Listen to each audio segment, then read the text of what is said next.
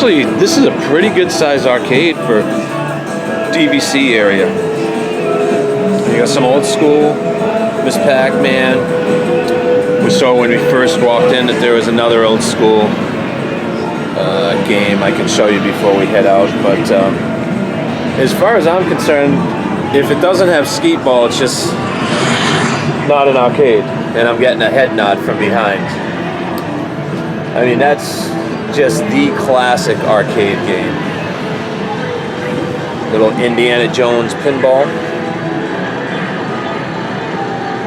Yeah, not bad. I mean, there's nobody in here, so air hockey. Always gotta like that. This is the middle of the arcade. Then we have some classics over here. Donkey Kong, Mario Brothers, and Donkey Kong Jr. So, it's not bad. Not bad at all.